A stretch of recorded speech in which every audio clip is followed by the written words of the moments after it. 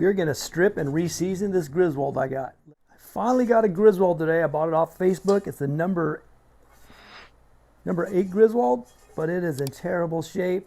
It's rusty and all kinds of seasoning peeling off. We're going to go strip this with the easy off method. Let's get this started.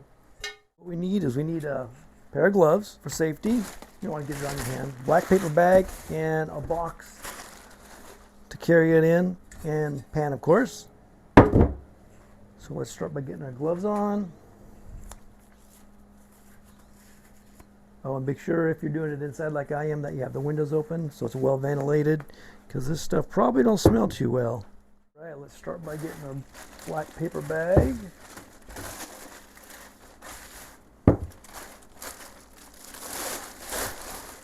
Sit it on top like that. Make sure you shake your easy off really, really good.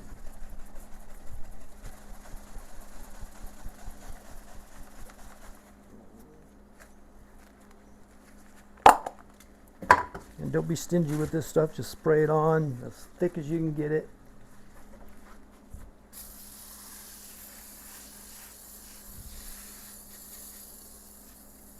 Oh yeah, that's smelly.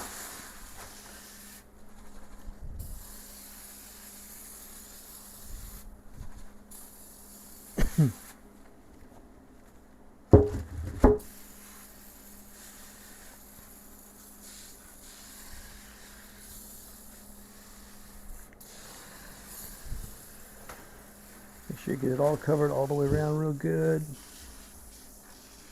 Handle real good. Okay, now we're going to take the bag and just turn it inside out. Wrap it all up. Then I'm going to put it in this banana box here, and I'm going to run it outside under cover and let it sit for just about an hour, and then we'll come back and look at it, see how it is. A little over an hour. Let's see what we got here. Pull that out of the box.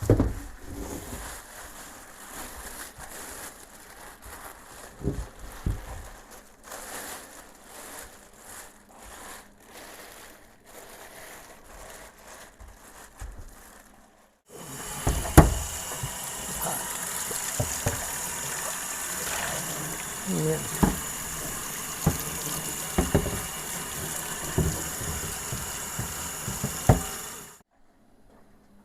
Okay, that was a little bit over an hour, and it took off a lot of the first coat of the stuff. You can see the Griswold symbol starting to come out. A lot of people say that the first time you should do it overnight and then check it and then respray it. But if you just do it for an hour the first time and just get that first initial coat off, and then you do it again for about another hour and get the next coat off, by the third coat you should probably be pretty close to being stripped. See, we got a lot of stuff here still, but most of the inside is pretty stripped off already. Just got to get all this on the outside. Okay, let's spray it again and let it sit for another hour. All right, after the second hour, the inside is looking pretty clean. I don't see anything much on the inside, but the outside, the Griswold symbol still not, and you got a lot of crud still around the outside. It'll probably take at least one more, and then we'll maybe hit it with the steel wool or SOS pad, see what happens then. All right, let's redo this again. All right, do this for the third time now. Oh, and I forgot to mention at the beginning, you always want to get the yellow can, because the yellow can of Easy Off has a lye inside of it. That's the active ingredient, and that's what you need to get all the stuff stripped off. Some people have a lye tank, not a lye tank. Some people have a E-tank, which is an electrolysis tank in their house, but I don't have no room for that in my garage, in my basement, and I don't want my dogs to get it, start trying to drink out of it or something.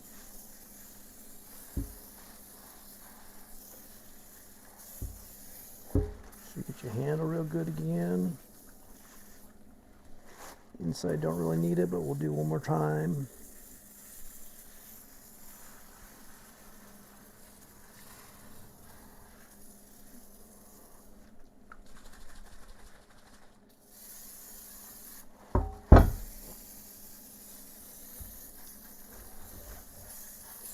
Hopefully this will be the last time, but if we do, we'll just need more, we'll just keep going.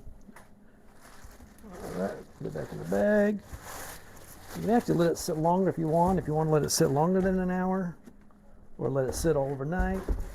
But I'm impatient, I like trying to get it done as fast as possible.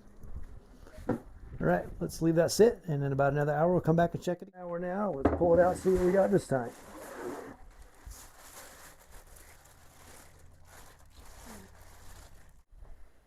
All right.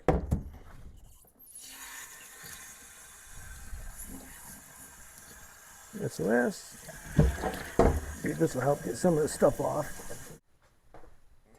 Okay, it's looking real good. It's going to need at least one more application because I got this here and this right here. It's been on there for a long time, so it's taking a long time to get it off. It's been a little bit over an hour. Let's see, this should be our last coat. Not our last coat, the last frame. Put your gloves on before you take this out. Don't want to get any of that stuff on your hands.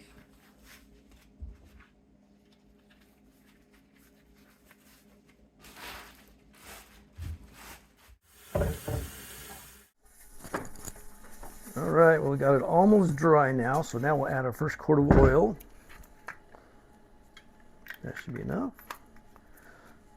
Want to add a little more the first time because we need to cover everything really good. Plus my towel's not infused with oil yet, so I can't just wipe it. First,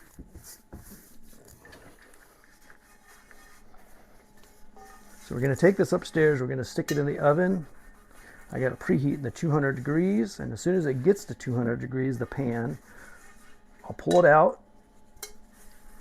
wipe it down again, make sure there's no pooling oils anywhere,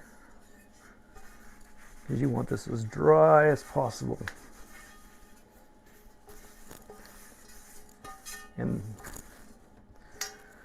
all right, that's what it looks like after the first coat. I'm going to take it, stick it in the oven for an hour, and we'll be back. Okay, that's the first hour at 200 degrees, and you can see it's starting to get a coating on it. Okay, now we cranked up the heat to 500 degrees. Put the second coat in here.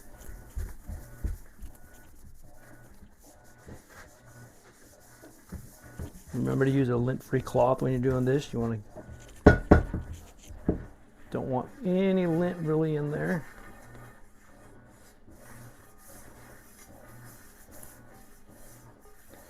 After I put this on with this cloth, I go in and before I put it in the oven, I use another dry cloth to try to get as much out as possible before I put it in the oven. And if you got it as dry as possible, you don't have to put it upside down. You can do whatever way you want because you're not going to have any pooling oil. That's the main reason for getting it as dry as possible.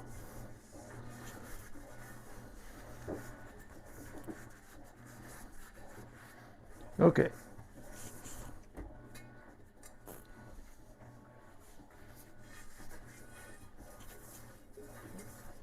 Okay, let's go put it in the second coat at 500 degrees for an hour, and we'll come back and see what it looks like.